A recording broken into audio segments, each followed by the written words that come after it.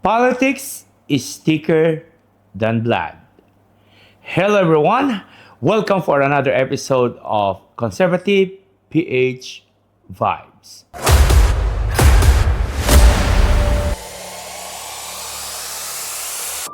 Ilang beses na nating dinibang, ilang beses nang sinunog ng iba't ibang content creator at ng Malacanang ang aligasyon, ang chismis na adik daw si Bongbong Marcos. These shits, okay? Ang kanilang pagkakalat ng fake news, ang kanilang, sabihin na natin, ngayon, ang kanilang pagkakalat ng mga bagay-bagay na wala namang basehan. Kaya nga fake news. And because of Amy Marcos, yung kanilang naratibo na adik si Marcos, ay sinasabi na nila ngayong, see, sabi ko sa inyo adik yan si Bongbong Marcos Di ba? Yan ngayon ang yan ngayon ang sinasabi ng mga DD shit. Pero, pag-isipan natin, yung kanilang bago ang kanilang big rally daw. Okay? May mga step by step silang may mga pinasabog na kontrobersiya. You know why I'm air quoting like this? Because it's all fake news. And it's all chismis. Okay? Walang basehan.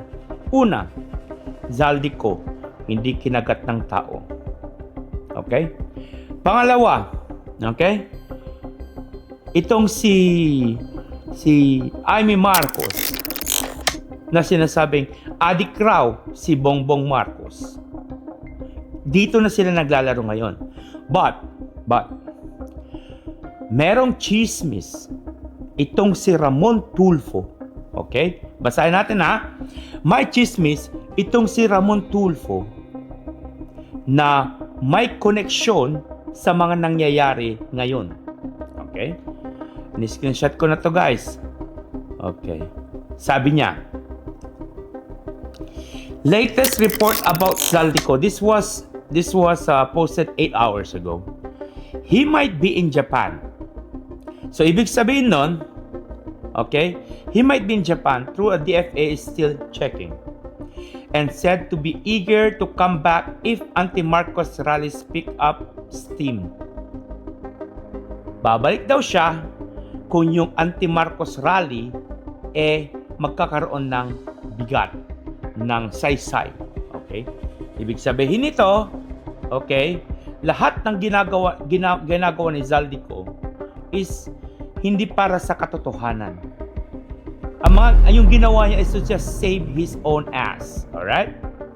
The catch is that not many folks showed up in EDSA. That is true. And the DDS group wasn't allowed to join the rally at the Luneta by Iglesia ni Cristo. That is true also.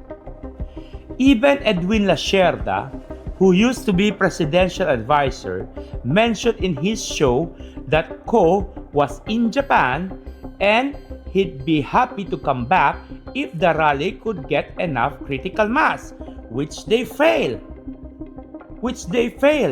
Because as far as I know, the Iglesia ni Cristo, 3 days, planned 3 days rally, tinapos na nila today. Pero meron tayong chismis na sasagap regarding dyan sa kung bakit itinigil ng Iglesia ni Cristo yung kanilang rally. The humor mill is a buzz about Gloria Macapagal Arroyo and Amy Marcos with Ko to convince him to release a video that would put President BBM and former Speaker Martin Romualdez in a bad light. So, eto na. Yung paglabas ni Zaldico it was orchestrated by GMA and Amy Amy Lacson. Okay? It was orchestrated by GMA. You know, GMA, ang kanyang laro talagang malupit siya sa pag-destabilize ng gobyerno. This is how she took the palace from Iraq. Okay? And they are trying to do the same formula kay Bongbong Marcos and fail. Okay? So yung paglabas ni Zaldico ng kanyang video is indikasyon na meron talagang mga tao na gustong pabagsakin si Marcos at gagamitin tong flood control scandal na inumpisahan ni Marcos, okay, laban sa kanya. Again, many of the Filipinos are not in favor sa pagpapalit ng administrasyon. That's according to the survey. Many of the Filipino want, okay, yung mga politician to be accountable sa kanilang mga katarantaduhan. That is a fact. Now, yung kwento kaninang sinabi ko, okay, regarding sa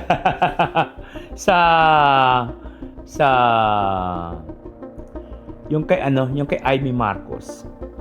Okay? Ano ba 'yun?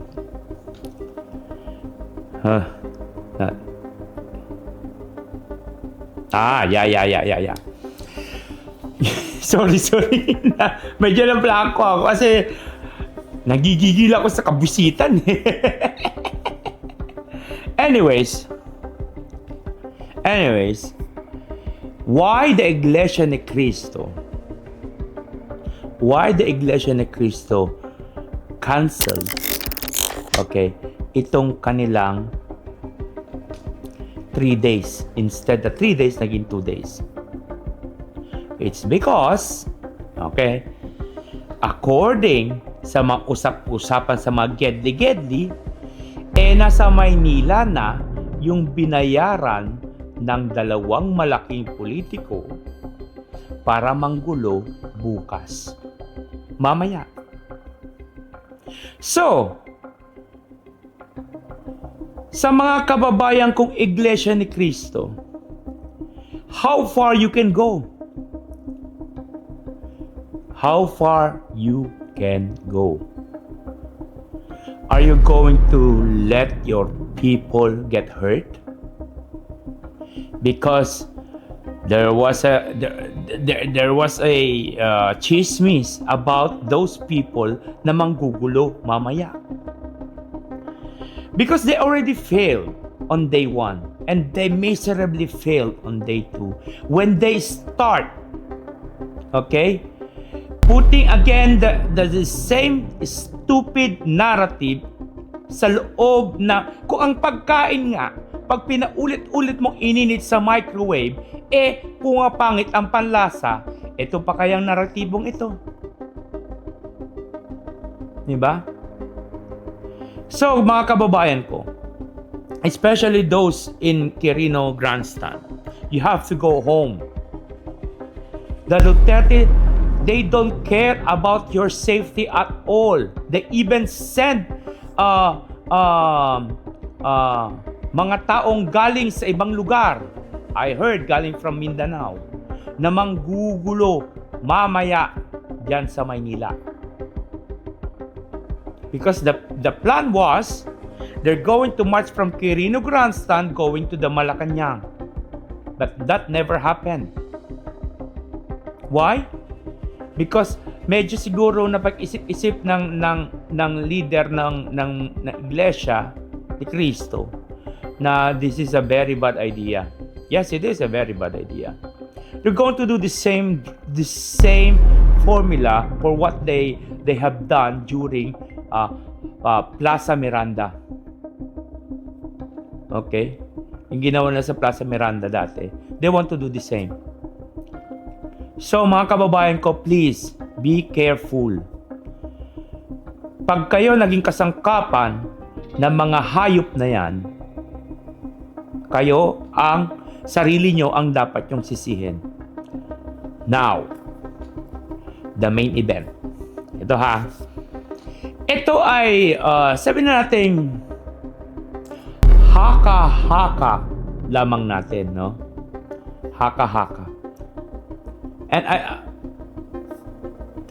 sabi na natin, obserbasyon. Gawa lang ng malikot na imahinasyon. Okay? As per the chismis, as per the chismis. Yeah, tama.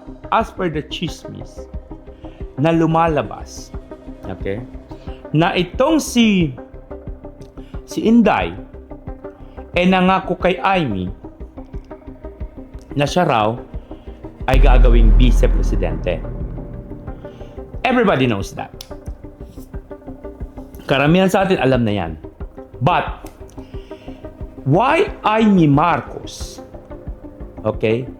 Ganun na lamang ang kanyang ngit-ngit kay Bongbong Marcos. That's the question. Even minsan nag-iisip ako, bakit galit na galit o bakit angit na angit itong si Amy kay Bongbong Marcos? Is it because Bongbong Marcos is, I can say, the President of the Republic?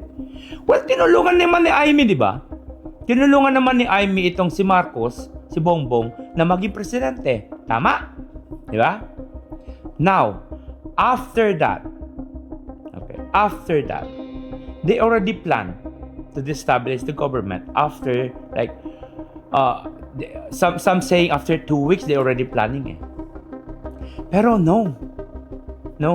I think there is more beyond that story. Ito come, think. Sama-sama natin pag-isipan to, okay? Is it all about politics? Or ito lang naman kung it's all about politics or ito ay usapin na ng pera. Remember, there was a rumor. There was a rumor, okay? There was a rumor that Amy is not actually Marcos.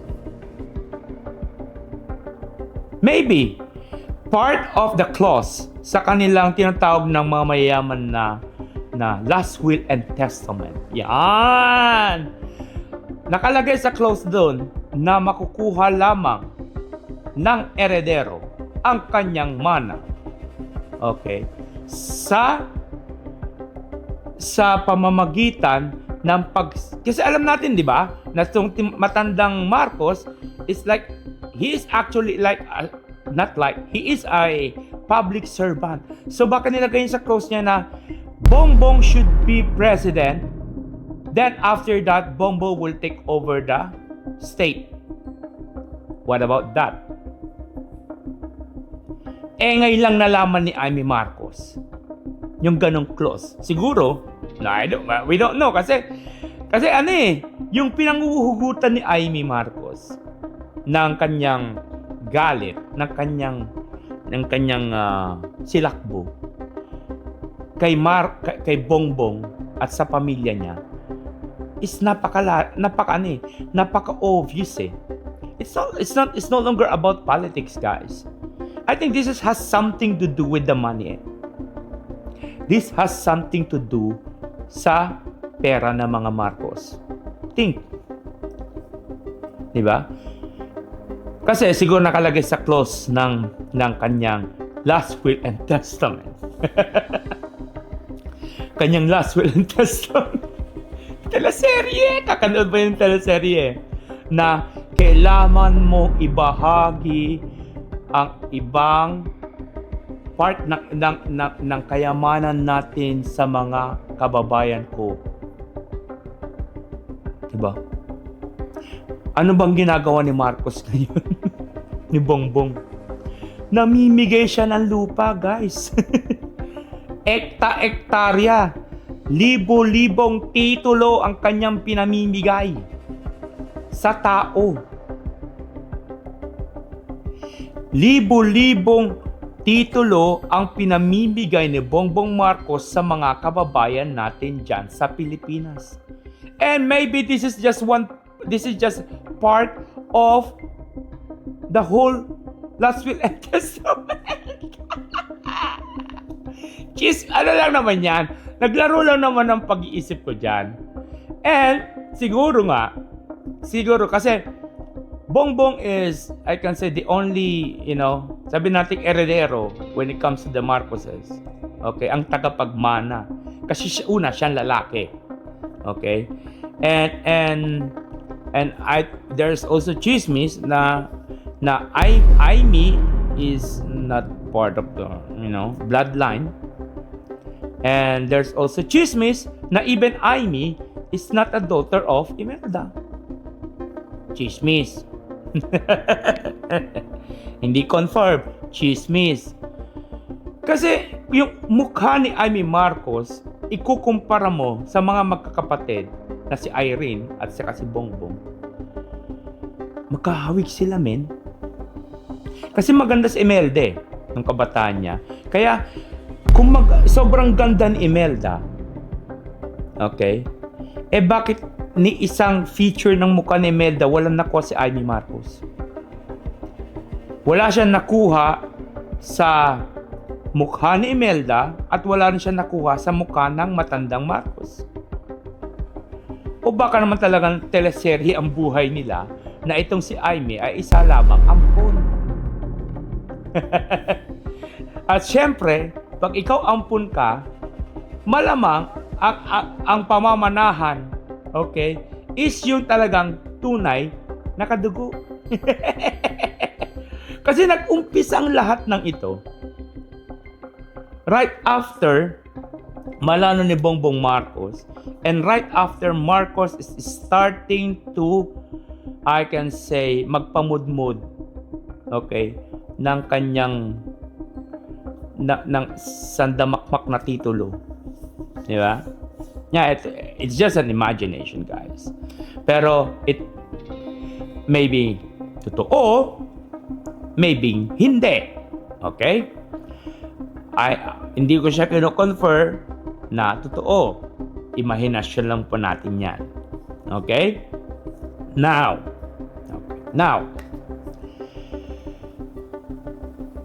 DDS failed miserably. Ito ang kanilang huling alas. And I think yung mangyayari mamaya is the ultimate na alas nila. Ang panggugulo. At sinasabi nilang mahal nilang Pilipinas, katarantaduhan yan. Ang mga Duterte ay walang pagmamahal sa kanyang bayan. Ang mahal lamang nila ay ang kanilang mga sarili at ang kanilang pinagkakakitaan. Okay? So yung isiniwalat ni Aimee Marcos today, lumang tugtugin na yan. And by the way, pinick up na yan ng international media. I've seen from BBC, I've seen from different, like BBC, what is this one? ABC? Yeah, ABC. Na-pick up na nila yung mga liberal media, yung isiniwalat ni Babalina. Okay? And again, there are so many theories and there are so many debunk na nangyari. And the easiest way to end this issue is first Bongbong Marcos nag-negative siya ng drug test. Remember? And this was confirmed by St. Luke's. All right? And there was also an incident happened during 1983. 1983. 1983 ba? Let me confirm.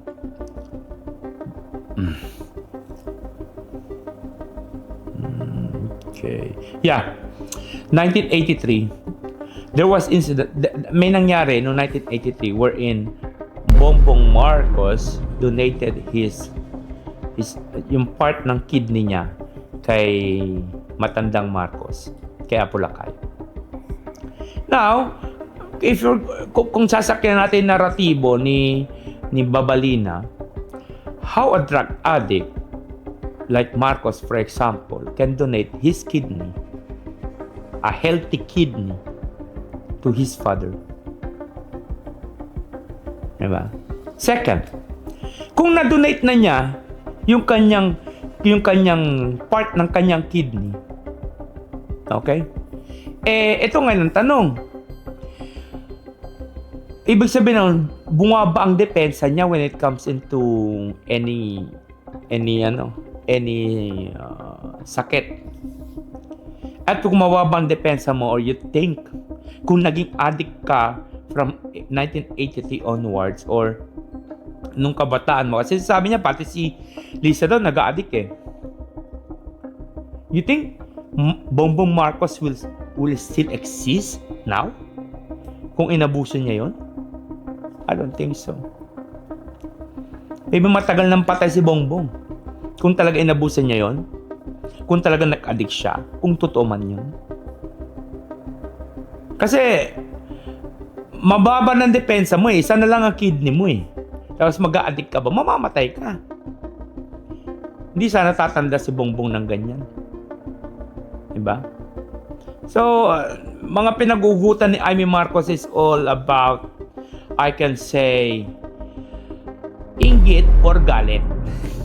Inggit kasi President si Marcos, si Bongbong. Galit kasi baka wala siyang mamanahin. May mamanahin ba yan si Babalina? So hanggang dito na lamang po muna tayo, no? And I think this was already discussed by so different content creator now. Pero dito nyo lang maririnig yung dito nyo lang napanood, okay? Yung ating teorya na baka it's all about money. It's all about money. It's not about politics at all, but it's all about who gets the big bucks. Yeah? Alright, maraming salamat po sa inyong lahat. And sa ating mga manonood dyan, please, again, I am telling you guys, if you want us to survive, please don't forget to like, subscribe, and click that notification bell upang sa ganon ay manotify po kayo kung may mga bago tayong video tulad nito. Maraming salamat pong muli, and for God be the glory. Babush!